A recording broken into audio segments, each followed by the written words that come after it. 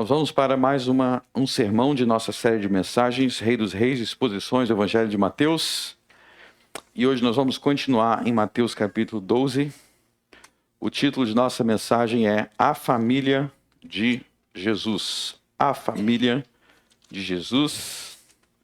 Nós vamos para Mateus capítulo 12. Mateus capítulo 12.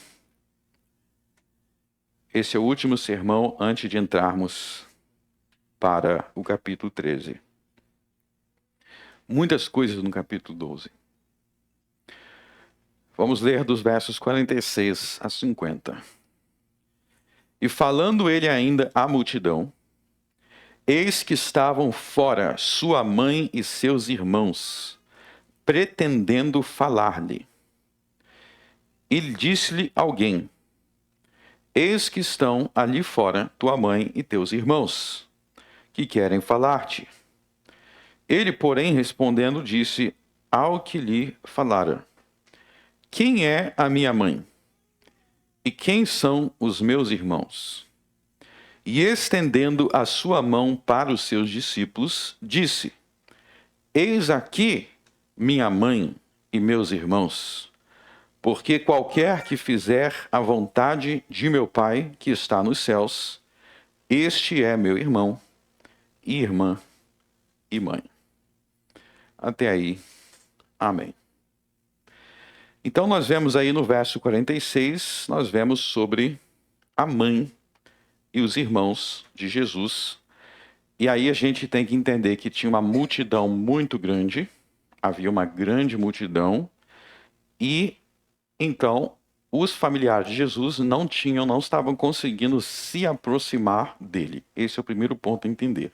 Então imagina um cenário com muita gente que seguia Jesus. Hoje é uma coisa que eu já enfatizei muito aqui nos evangelhos, que não era fácil chegar perto de Jesus, porque sempre tinha uma multidão muito grande, na maioria das vezes uma multidão muito grande seguindo ele.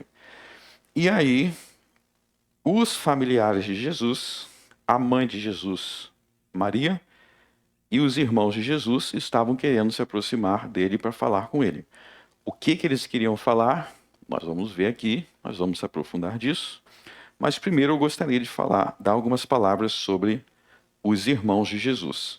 Vocês estão em Mateus 12 aí? Se vocês forem em Mateus 13, vocês vão ver que Jesus não só vai dar os nomes dos irmãos de Jesus. Pulem para Mateus 13 e vamos ver o verso 54 de Mateus 13. Olha só.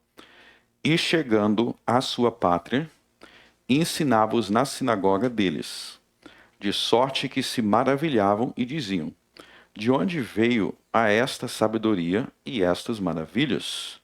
Não é este o filho do carpinteiro? E não se chama a sua mãe Maria, e seus irmãos Tiago e José e Simão e Judas? E não estão entre nós todas as suas irmãs? De onde lhe veio, pois, tudo isso? E escandalizavam-se nele. Jesus, porém, lhes disse: não há profeta sem honra, a não ser na sua pátria e na sua casa. Então você vê aí, quando diz que Jesus voltou à sua pátria, ele voltou lá para Nazaré, onde ele foi criado. E as pessoas de Nazaré falavam: a gente conhece a família de Jesus. A gente sabe que ele é filho do carpinteiro. A gente conhece a mãe dele, Maria. A gente conhece os irmãos dele, Tiago, José, Simão e Judas. Então, nós temos 4 homens. E no verso 56, você vê que a palavra irmão, irmãs, está no plural. A palavra irmãs está no plural, o que indica que é pelo menos 2. Então você tem aí uma família grande. Uma família grande. Tem pelo menos 8 em uma casa. Jesus, 4 irmãos, dá 5. Jesus, com 4 irmãos, dá 5. E aí tem mais 2 irmãs, 7. No mínimo 7 pessoas na mesma casa. Bom, uma pergunta que talvez a gente deva fazer aqui é: como seria conviver com Jesus dentro de casa. Essas pessoas aqui foram muito bem-aventuradas. É uma bênção sem igual. A bênção de Maria de carregar Jesus no ventre. Maria carregou Deus no ventre.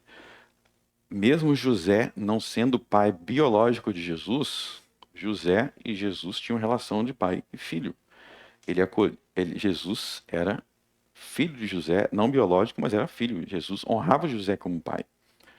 Como que era a experiência de ser pai de Jesus e como que era a convivência com os irmãos dentro de casa. É algo que muitas vezes a gente não reflete, não pensa, né? Mas uma coisa que a gente talvez possa pensar, alguém aqui tem muitos irmãos assim? Tem uma família grande assim? Família grande, pensa no seguinte, família pequena, eu tenho dois irmãos, de vez em quando saem umas faíscas, né? E um briga com o outro, imagina a família grande, eu sei que minha mãe tem mais do que tinha Jacó. Minha mãe tem 6 irmãs e 7 irmãos. Alguém aqui é parecido com isso? Bom, mas como que seria a experiência de Jesus? Porque aí os irmãos teriam um problema, não tinha nada para acusar Jesus. Não tinha nada para falar de Jesus, ele era o irmão perfeito. E eu vou mostrar agora que, na verdade, existia uma relação conturbada dos irmãos de Jesus com ele, se vocês voltarem para João capítulo 7. Abrem João capítulo 7 que vocês vão ver algo importante.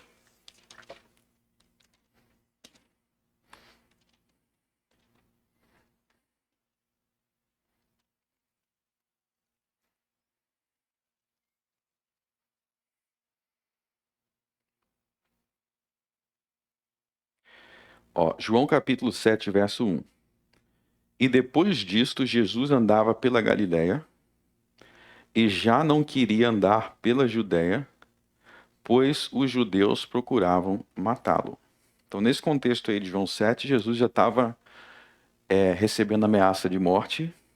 E no verso 2, estava próxima a festa dos judeus, a dos tabernáculos.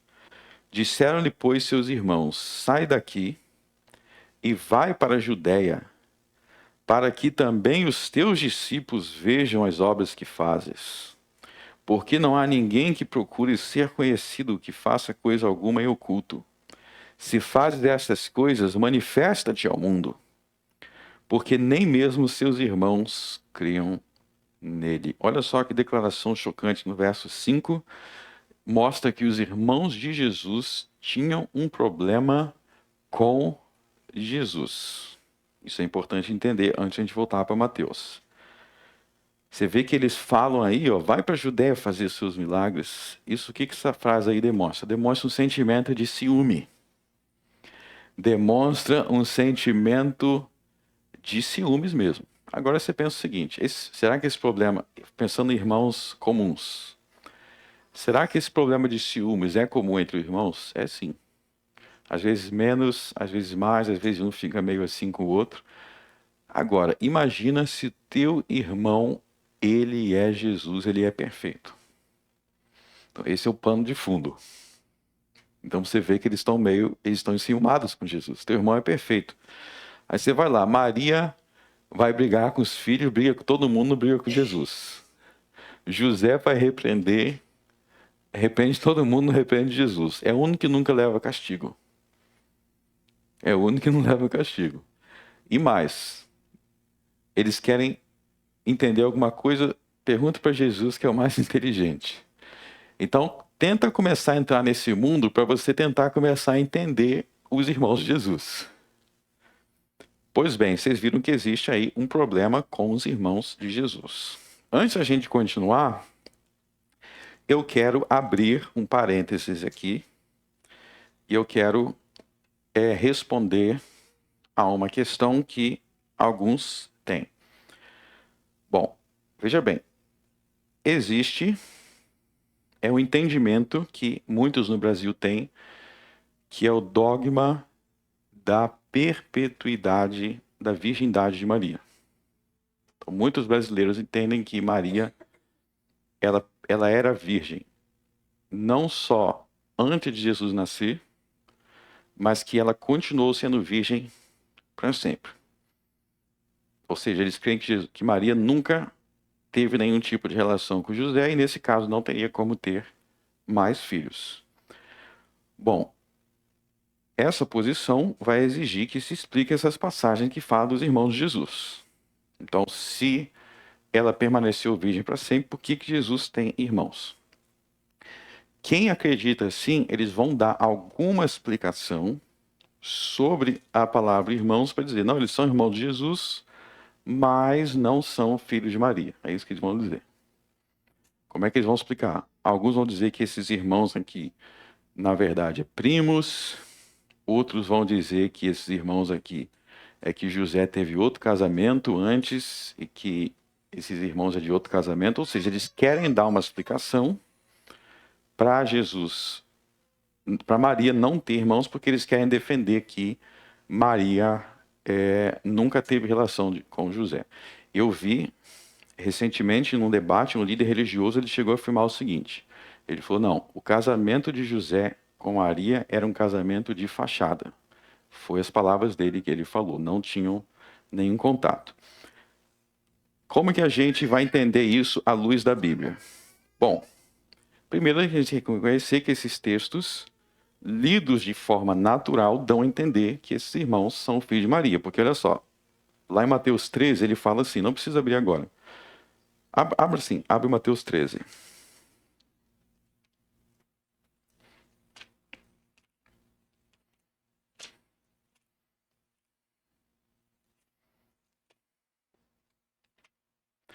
Mateus 13, olha só o verso 55.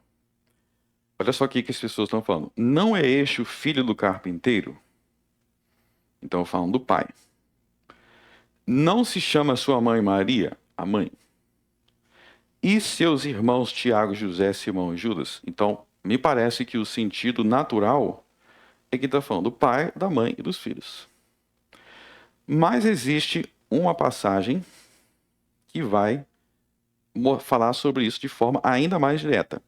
Abram no Salmo 69. Abram no Salmo 69. Vamos lá.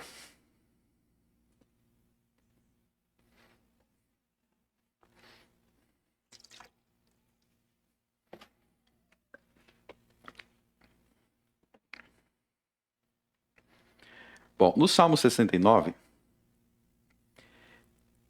se a gente for para o Novo Testamento, tem várias passagens do Novo Testamento que explicam este salmo.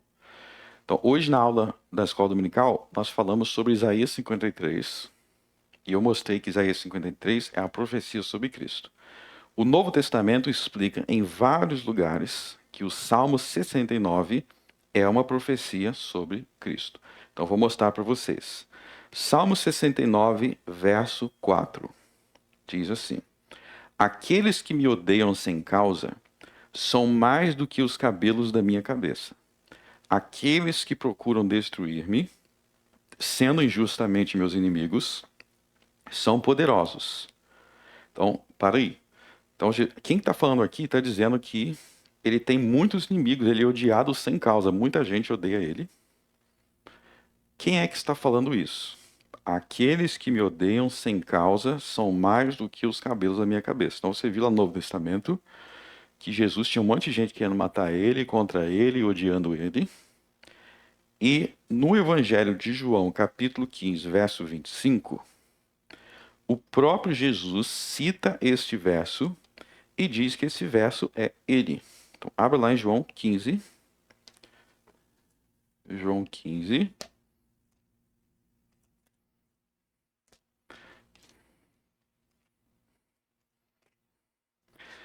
João 15, verso 25.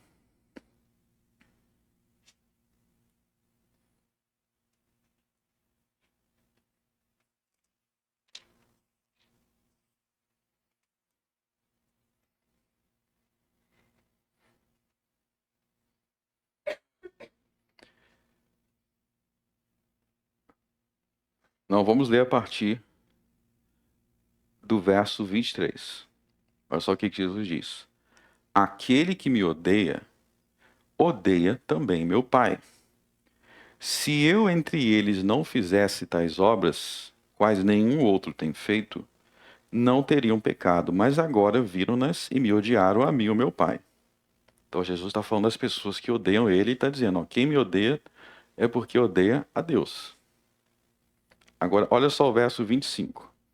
Mas é para que se cumpra a palavra que está escrito na sua lei, odiaram-me sem causa. Então ele está dizendo que esse ódio que as pessoas tinham por ele é o cumprimento da passagem que diz odiaram-me sem causa. Aonde que está escrito odiaram-me sem causa? No Salmo 69, verso 4. Aqueles que me odeiam sem causa. Jesus está dizendo que ele cumpre essa profecia ao ser odiado sem causa. E se você for lendo esse salmo, ele é um salmo sobre o sofrimento de Jesus. Eu vou dar outro exemplo. O que diz no verso 9? Pois o zelo da tua casa me devorou, as afrontas dos que te afrontaram caíram sobre mim. Então, isso aí é citado no Evangelho de João, capítulo 2, verso 17. O verso 21 é citado em Mateus 27, versos 34 e 48. Então, várias partes desse salmo aí, muitas partes desse salmo é citado no Novo Testamento, explicando que é sobre Jesus. Pois bem, então esse salmo aí são as palavras de Jesus. Vamos para o verso 7. Vamos ler a partir do verso 7. Porque por amor de ti tenho suportado afrontas. A confusão cobriu o meu rosto. Vamos agora ler o que Jesus diz no verso 8. Todo mundo junto. Tenho me tornado um estranho para com meus irmãos, um desconhecido para com os filhos de minha mãe. Então veja que parte da profecia de Jesus, ele está falando das pessoas que estão contra ele. Ele fala dos seus irmãos contra ele, só que veja que esses irmãos, ele diz, são os filhos da minha mãe. Quem é a mãe de Jesus? Maria. Você vê que Maria aí, no Salmo 69, tem filhos. Quando que essa profecia de Jesus se cumpriu? A gente acabou de ler em João capítulo 7. Nem mesmo seus irmãos criam nele. Então, esse texto aí reforça que esses irmãos de Jesus eram filhos de sua mãe Maria. Agora abre Mateus capítulo 1. Mateus capítulo 1. Então, vamos ver a partir do verso 18.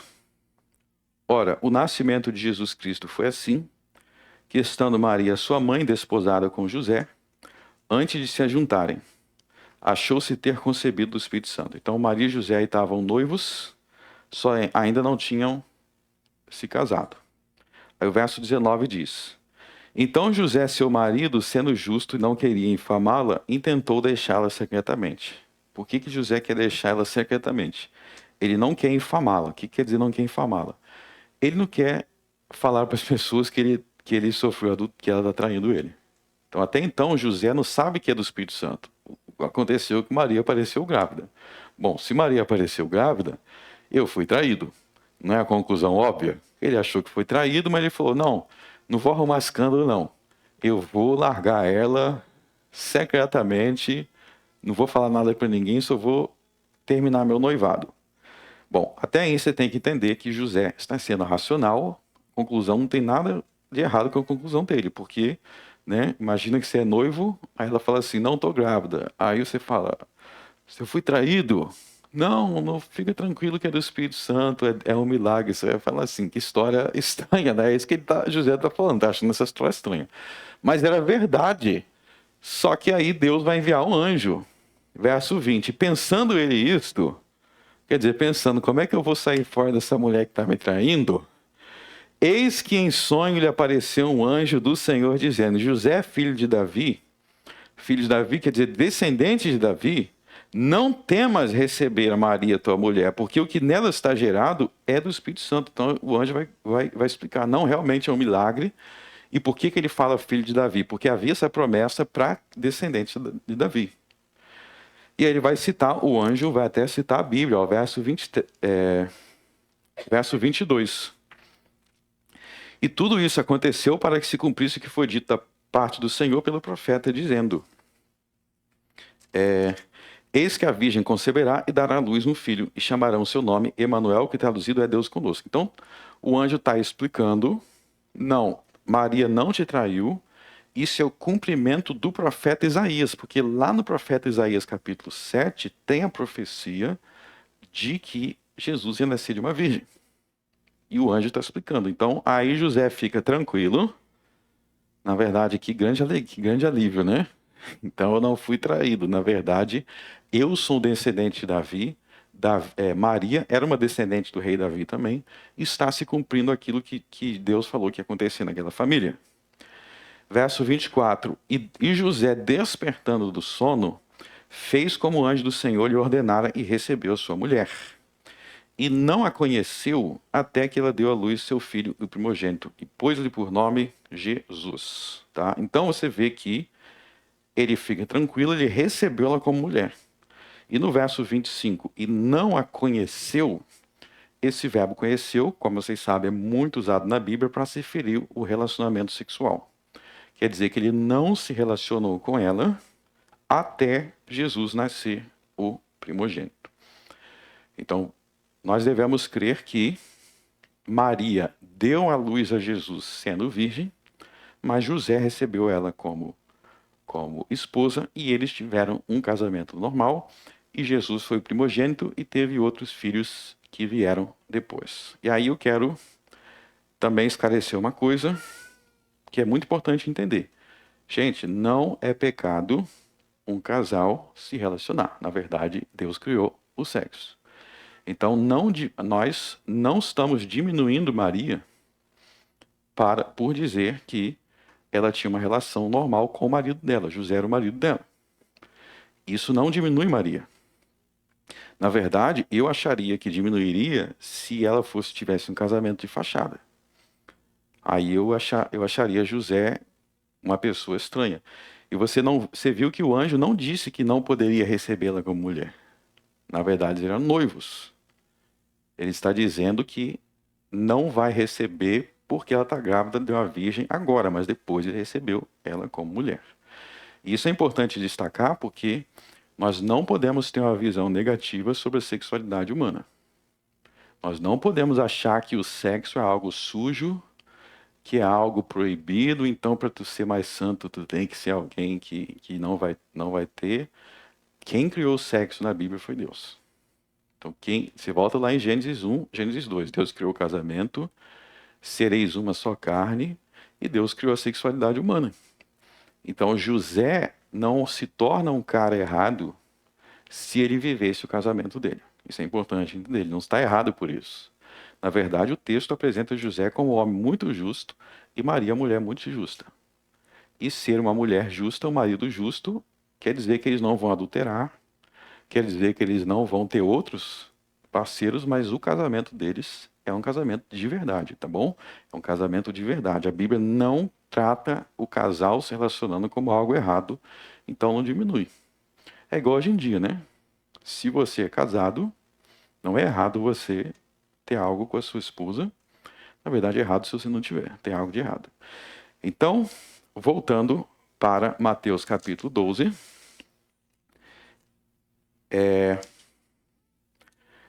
Nós temos aí, no verso 46, o verso que eu li. Falando ele ainda à multidão, eis que estavam fora a sua mãe e seus irmãos, pretendendo falar-lhes. Então, a gente já viu aí que nós temos todas as bases bíblicas do mundo para entender que era a família de Jesus. Bom, aqui não menciona José. Só vou abrir um parênteses.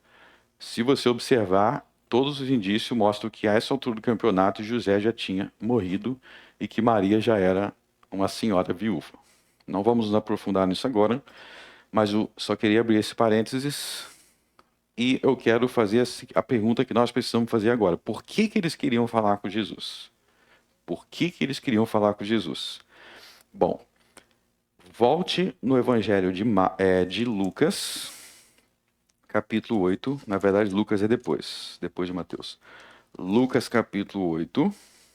Ele vai deixar explícito algo aí, que é importante, e depois nós vamos para Marcos. Lucas, capítulo 8. Diz assim: E foram ter com ele sua mãe e seus irmãos. Verso 19. Lucas, não falei o verso, né? Lucas 8, 19. E foram ter com ele sua mãe e seus irmãos, e não podiam aproximar-se dele por causa da multidão. Então, a explicação é que tinha uma multidão muito grande, eles não conseguiam chegar perto.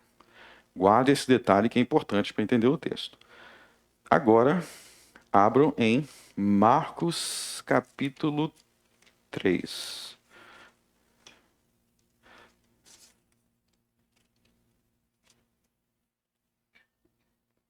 Marcos capítulo 3.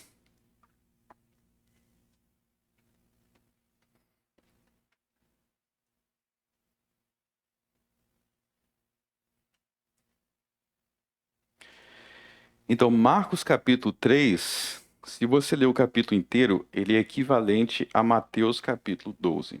Ele vai contar as mesmas histórias. Só que Marcos 3 vai mencionar um detalhe aí, que é importante, no verso 21. Então, olha só. E quando os seus ouviram isto, saíram para o prender, porque diziam está fora de si. Então tá vendo a palavra os seus? Os seus, aí o texto vai seguir, verso 31. Chegaram então seus irmãos e a sua mãe, e estando fora mandaram-nos chamar. Então muitos intérpretes ele vai entender que os seus do verso 21 são os familiares de Jesus que chegaram no verso 31. E o que isso implicaria? Que a gente já viu que os irmãos de Jesus tinham dificuldade de crer nele. Então implicaria que a própria família de Jesus estava achando que ele estava fora de si. E isso explica a resposta que Jesus dá. Você vê que a resposta que Jesus dá, ele fala: quem é minha mãe, quem são seus irmãos? Então, os irmãos de Jesus tinham dificuldade com ele, e parece que no verso 21, os seus é a própria família de Jesus, que estava dizendo que ele estava fora de si por estar ouvindo coisas. Por estar ouvindo coisas que tinham origem nos fariseus. Vamos voltar agora para Mateus 20. Mateus 20, não, 12. Então, comecem a perceber que a família de Jesus não era perfeita. E talvez isso sirva para te consolar, para você que também não tem a família perfeita. Mas vamos entender então a resposta que Jesus dá. No verso 47, disse-lhe alguém: eis que estão ali fora tua mãe e teus irmãos e querem falar-te. E aí Jesus vai fazer uma pergunta. Ele, porém, respondendo, disse ao que lhe falara: quem é a minha mãe e quem são meus irmãos? Jesus está fazendo a pergunta: quem é a minha mãe e quem são meus irmãos? É uma resposta que parece dura. Com base no que a gente leu em Marcos, que os seus tinham saído para dizer que ele estava fora de si, parece que essa é a razão da resposta de Jesus ser dura. A família de Jesus não era perfeita, porque perfeito só existe um, que é o próprio Jesus. Agora vamos entender essa resposta. Qual é o teor dessa resposta? O teor dessa resposta é o seguinte: os familiares de Jesus não teriam um acesso especial a Jesus pelo fato de ser familiar. Isso que Jesus está ensinando aqui. Que o fato de Maria ser mãe de Jesus, o fato de José, etc., que eles 4 e suas irmãs serem irmãos de Jesus, não significa que eles teriam um acesso privilegiado. O que Jesus está ensinando é que o acesso a ele, verso 50, porque qualquer que fizer a vontade de meu Pai que está no céu, este é meu irmão, irmã e mãe. O que ele está dizendo? Que o acesso a ele se dá por fazer a vontade de Deus. Se você fazer a vontade de Deus, Jesus está dizendo, você tem o mesmo acesso a mim que a minha mãe, que é meu irmão, que a minha irmã tem. Ou seja, o acesso a Jesus não se dá por uma relação biológica. Não é o fato de estar próximo dele biologicamente, mas é o fato de fazer a vontade de Deus. Todos são tratados como meu irmão, minha mãe, todos vocês, eu tenho a mesma consideração aos seus discípulos. E aqui a gente tem que entender que Jesus então está corrigindo um raciocínio que muitas pessoas poderiam ter. Porque é realmente natural você pensar, ó, tal pessoa é mãe, você pensa assim, ó, quem é o presidente? Ah, eu conheço a mãe do presidente. Então a mãe do presidente vai me dar um acesso maior ao presidente, porque ela é mãe. Isso é um raciocínio que faz sentido para relações humanas. Então talvez aqui na igreja você pense assim, ó, eu queria pedir algo ao pastor. Mas eu não vou falar direto com ele não, vou falar com a mãe dele ou com a irmã dele, porque eu sei que eles têm mais proximidade, então vai se entender melhor. Então isso é um raciocínio que faz sentido nas relações humanas. Ou se tal pessoa é um amigo melhor, você vai falar com aquele amigo. Então a ideia aqui que Jesus está dizendo ó, é o seguinte, não pensem que os meus familiares têm mais acesso a mim por ser o meu familiar. Mas o acesso que meus familiares têm a mim é porque eles é fazendo a vontade de Deus. Por quê? Porque Jesus não é um homem comum. Aí que está o erro. Jesus não é ele é um homem, mas ele não é um comum, ele é Deus. Inclusive, essa é uma das razões pelo qual Jesus não se casou.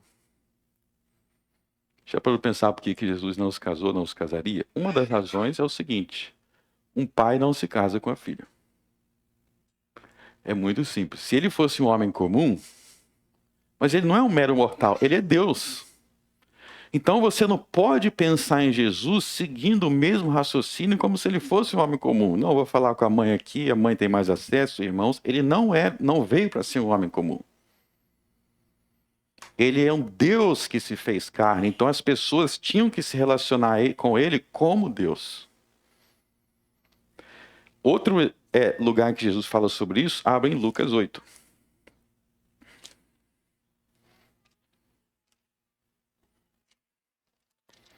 Volte Lucas 8. A gente leu uma passagem.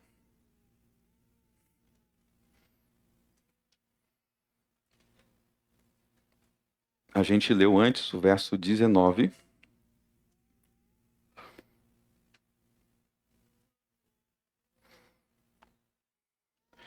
Agora nós vamos ler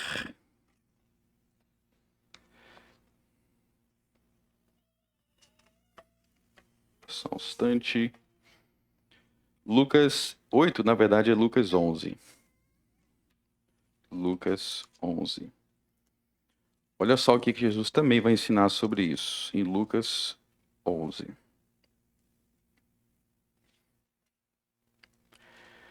Bom, no início de Lucas 11, diz assim, aconteceu que estando ele a orar num lugar secreto, em certo lugar, quando acabou, lhe disse um dos seus discípulos, Senhor, ensina-nos a orar, como também João ensinou seus discípulos. Então, eles pedem para Jesus ensiná-los a orar.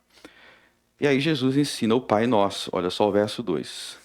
E ele lhes disse, quando orardes, dizei, Pai Nosso que estás no céu, santificado seja o teu nome, etc. Jesus vai ensinar o Pai Nosso. Bom, no mesmo capítulo, Jesus diz, no verso 9, e eu vos digo a vós, pedi e dar-se-vos-á, buscai e achareis, batei e abrir-se-á. Porque qualquer que pede, recebe, e quem busca, acha, a quem bate, fabriciar. Então aqui Jesus está ensinando as pessoas a orarem a Deus com confiança. Busque a Deus, que Deus atende. Ele vai dizer no verso 11: E qual o pai entre vós que, se o filho lhe pedir pão, lhe dará uma pedra? Ou também, se lhe pedir peixe, que lhe dará por peixe uma serpente? Eu estou falando, se o pai humano dá presente para os filhos, quanto mais o pai do céu. Então, ore a Deus com confiança. Bom, no mesmo capítulo, se vocês avançarem em alguns versos, no verso 27, no meio do ensino de Jesus, olha só. E aconteceu que, dizendo ele estas coisas, uma mulher dentre a multidão levantou na voz e disse: Bem-aventurado o ventre que te trouxe, e os peitos em que mamaste. Então a mulher levanta e está elogiando até Jesus. Ela está dizendo: Jesus é grande. Então, bem-aventurado aquela mulher que carregou ela no ventre. Os peitos que deram Jesus a mamar. E olha só o que Jesus responde. Mas ele disse: Antes, bem-aventurado os que ouvem a palavra de Deus e aguardam. Então veja que Jesus, novamente aí, ele coloca uma equivalência, uma igualdade entre quem obedece à palavra de Deus e a mãe dele. Existe uma igualdade entre os peitos que deram mamar, o ventre que carregou ele, com aqueles que obedecem à palavra de Deus. Então você vê que Jesus dá importância máxima a obedecer à palavra de Deus, acima de qualquer outra consideração. Tanto que, se aqueles irmãos de Jesus não crescem em Jesus, se eles rejeitassem Jesus, mesmo sendo irmão de Jesus, eles iriam para o inferno. Se eles rejeitassem Jesus. Ou seja, a ligação de sangue, por mais abençoado que seja, é uma bênção ser irmã de Jesus, é uma bênção ser irmão. Essa ligação de sangue não era o mais importante. É isso que Jesus está mostrando nas duas passagens. Era obedecer a palavra de Deus. Jesus está enfatizando, esse é o mais importante. Então, os irmãos de Jesus, para ter acesso a Jesus, teriam que obedecer e crer na palavra de Jesus. E Maria é uma grande mulher.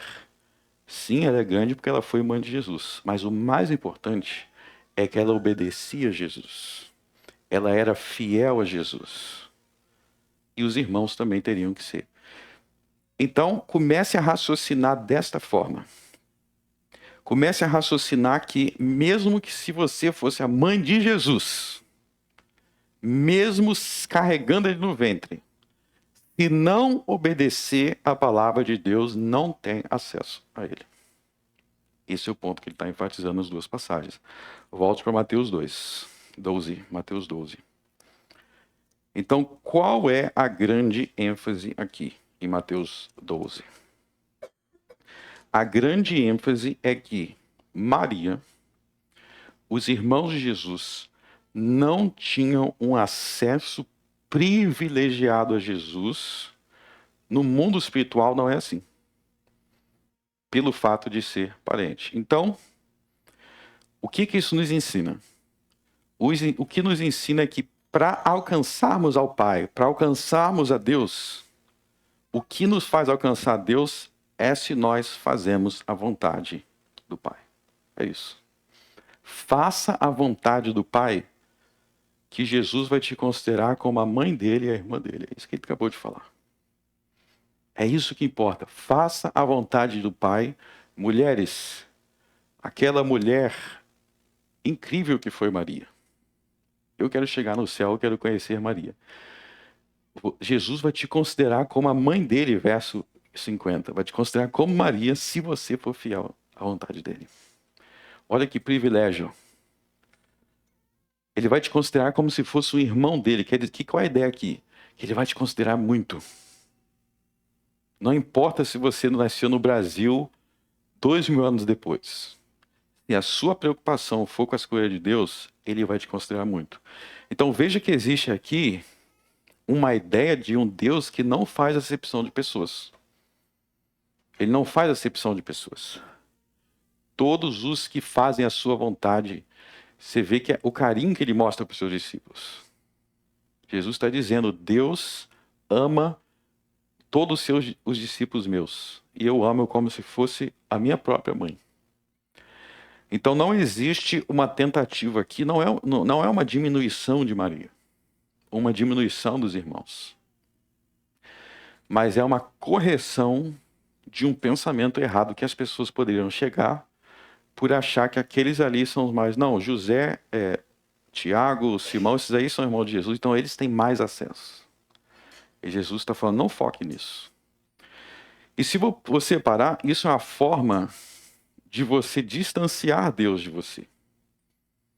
Você achar que tem umas pessoas aqui que têm mais acesso e não tem como mudar isso. E aí eu quero ler um texto aqui, porque... Deixa eu falar uma coisa para vocês. É muito importante que todo texto bíblico que a gente lê, a gente não fique só pensando naquela época. A gente tem que aplicar para a nossa vida. Então, se eu tenho o texto lá que fala sobre um ladrão que se arrependeu. O ladrão que tem hoje, que existe hoje, ele tem que ler aquele texto e falar, peraí, eu sou ladrão também. Então, eu quero ler um texto aqui agora, que foi escrito por um autor chamado Afonso Maria de Ligório. Afonso Maria de Ligório. Afonso Maria de Ligório, ele viveu no século XVIII. Deixa eu dar o contexto para vocês entenderem. Bom, Afonso Maria de Ligório, ele viveu no século XVIII, na verdade, não é 8 não, 18. E ele foi canonizado em 1831 pelo Papa Gregório XVI e foi declarado doutor da Igreja em 1871 pelo Papa Pio IX. Ou seja, ele foi canonizado, ele foi declarado doutor da Igreja Católica Romana. Qual é a especialidade dele? A especialidade dele era em doutrinas marianas dentro do catolicismo romano. E eu vou ler o texto dele, eu tenho o livro dele, eu tenho muitos livros de todas as igrejas, religiões, porque a gente tem que estar informado. E eu vou ler o texto dele, porque o texto dele, o livro dele, tem um livro chamado Glórias de Maria. Eu tenho o livro dele na minha casa. Glórias de Maria. Eu vou ler um texto, porque o texto dele reflete a forma que muitos brasileiros pensam. É a forma que muitos brasileiros pensam, e eu vou explicar depois que eu ler. Então vamos lá. Agora eu vou ler o texto As Glórias de Maria, escrito por Afonso Maria de Ligório. Ele diz assim: Quando a Santíssima Virgem concebeu o Divino Verbo e deu à luz, ela obteve metade do reino de Deus, tornando-se a rainha da misericórdia, e Jesus ficou sendo o rei da justiça. O Eterno Pai deu ao Filho o ofício de julgar e punir, e deu à Mãe o ofício de socorrer e aliviar os miseráveis. Cristo, como juiz, tem o ofício de punir. A Virgem, como padroeira, tão somente tem de compadecer-se. Quer isso dizer que achamos a salvação mais depressa junto à mãe do que junto ao filho. Não porque Maria tenha mais poder do que Jesus Cristo, nosso Salvador, o qual com seus méritos nos obteve e ainda obtém a salvação. O motivo é o contrário. É que em Jesus vemos também nosso juiz, cujo ofício é castigar os ingratos. Ao recorrermos a ele, certamente nos pode faltar a confiança. Indo a Maria, cujo ofício não é outro que se compadecer-se de nós como mãe da misericórdia e proteger-nos como nossa advogada, parece que a nossa confiança se torna maior e mais segura. Como em Jesus Cristo reconhece e teme os homens a majestade divina, aprove a Deus dar-nos outra advogada, a quem podemos recorrer com mais confiança e menor receio. E temos nela Maria, fora de quem não acharemos outro, nem mais poderosa para a divina majestade, nem mais misericordiosa para conosco. Fecha aspas. Então, qual o raciocínio dele aqui? Eu repito, isso aqui não é qualquer um. Ele foi canonizado, ele é uma autoridade em Mariologia. O raciocínio dele é o seguinte: você vai até Jesus, ele está dizendo, você vai até Jesus, você pode ficar com medo, porque Jesus castiga e pune. Então você vai para Maria, porque aí Maria não castiga, ela só vai ser misericordiosa e ela tem mais acesso a Jesus porque ela é mãe. Esse é o raciocínio dele. Então Maria, se você pedir direto para Jesus, você vai ficar com medo, você vai falar, será que Jesus vai me ouvir? Vai faltar confiança. Aí você tem que ir para alguém que está mais perto de Jesus e que não castiga ninguém, que é Maria. Esse é o raciocínio. Tá? Qual é o problema desse raciocínio? É o que eu falei antes. É um raciocínio humano. Primeiro, é você achar que Jesus é severo demais. Esse que é o grande problema. Segundo, é você achando que Jesus é severo demais, você ficar desconfiado dele. Meus irmãos, Jesus morreu na cruz por amor a nós. Jesus derramou seu sangue por amor a nós. Não tem ninguém mais misericordioso do que Jesus. Não tem ninguém mais gracioso do que Jesus. Olha só o que diz Hebreus capítulo 4. Diz que devemos, Hebreus capítulo 4, verso 16. Cheguemos, pois, com confiança ao trono da graça. Verso 15. Porque não temos um sumo sacerdote que não possa compadecer-se das nossas fraquezas, porém um que, como nós, em tudo foi tentado, mas sem pecado. Cheguemos, pois, com confiança ao trono da graça, para que possamos alcançar misericórdia e achar graça. Meus irmãos, Jesus é muito gracioso. Se você puder sair daqui com um pensamento, saia com esse. Que Jesus deu tudo, entregou tudo por você. E que se você tem Jesus, se você tem acesso a Jesus, Jesus te enxerga como a mãe dele. Você não tem que ficar pensando assim, não, eu não tenho muito acesso, Jesus vai me castigar, vai me punir, eu estou meio longe dele assim, então vou falar com a mãe dele. Não, Jesus disse, quem é minha mãe? Vocês que fazem a vontade do meu Pai, vocês são a minha mãe. Não existe um privilégio especial com base no sangue. Existe um privilégio especial, sim, com base em quem faz a vontade de Deus. Nunca pense que Jesus é um juiz carrancudo. Jesus é um juiz, sim. E toda relação de amor precisa incluir temor. Ele é um juiz, sim, e os perversos ele julga, sim. Agora, se você não é perverso, se você faz a vontade do Pai, por que você está apavorado? Esse que é o pensamento. Você vê que, de certa forma, a pessoa está até se colocando como uma ímpia. Porque Jesus vai me punir, vai me castigar, vai me punir. Então você é um incrédulo, um perverso, que pratica maldade e não está querendo largar. Não, meus irmãos, Jesus é muito misericordioso. E você vê que a própria Maria, veja o que diz Maria em Lucas capítulo 1.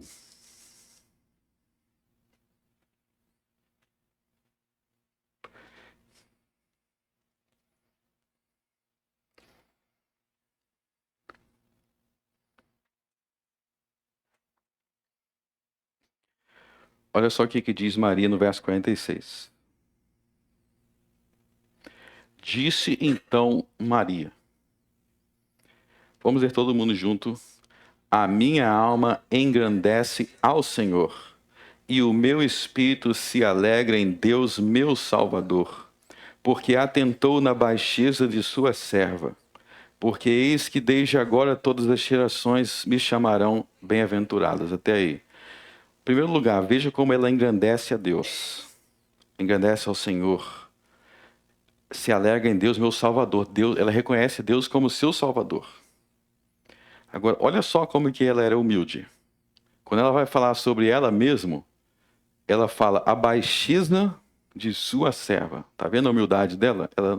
ela se coloca como humilde. Deus é meu Salvador e eu sou a baixeza de sua serva, ou seja, eu sou pequena diante dele. E ela diz: todas as gerações me chamarão bem-aventurada, ou seja, uma mulher abençoada. Agora, olha só, lembre-se do que Jesus disse em Lucas 11. 11:27. Todas as gerações me chamarão bem-aventurada. E ela foi muito bem-aventurada, mas lembre-se do que disse Jesus, lá, Lucas 11. E aconteceu que, dizendo ele essas coisas, a mulher dentre a multidão, levantando a voz, disse: bem-aventurado o ventre que te trouxe e os peitos em que me amamentaram. O que ela disse é verdade. Só que Jesus lembrou que os que obedecem à palavra de Deus também são bem-aventurados. Também são abençoados. Então, meus irmãos, qual é a maior bem-aventurança de Maria? Qual é a maior bênção? Quando ela celebra lá, qual é a maior bênção de Maria? A maior bênção é que ela era uma mulher fiel a Deus. Ela obedecia a palavra de Deus. E quando nós imitamos ela, nós nos tornamos bem-aventurados, como ela. E nós temos acesso a Deus como ela tinha. Mas se nós formos como esses irmãos de Jesus que não criam nele, que ficaram com ciúme, olha só que pensa como que o ser humano é problemático, né? Ah, eu vou ficar com ciúme de irmãos. Alguém tinha que dar chacoalhão nesses irmãos e falar: acorda, ele é Jesus, ele tem que ser diferente de vocês mesmos. Mas nem mesmo os irmãos herdariam a vida eterna se eles não fizessem a vontade de Deus, nem os irmãos. Porque Deus não faz acepção de pessoas. Então quero finalizar dizendo: creia na graça de Deus, creia na misericórdia de Deus. E creia que o acesso que você tem a Deus é o mesmo que Maria tinha. Olha só que coisa impressionante. Como que Deus nos ama, Jesus está falando: faça a vontade de Deus que eu vou te tratar como a minha mãe querida. Eu vou te aceitar. O meio de acesso para todos é o mesmo.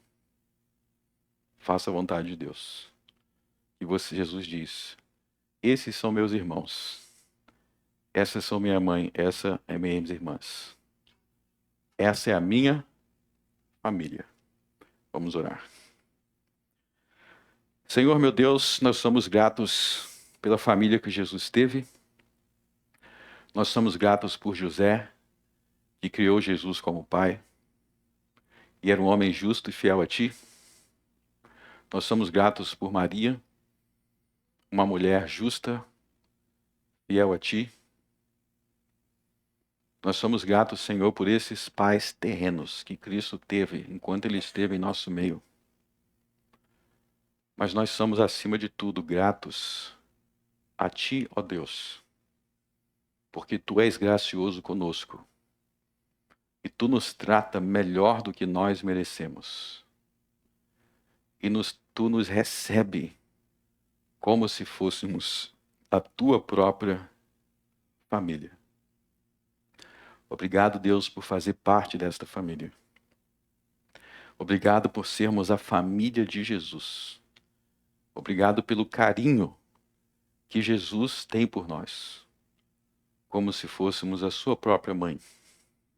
Não porque nós merecemos, mas porque Ele é gracioso. No nome de Cristo eu oro. Amém.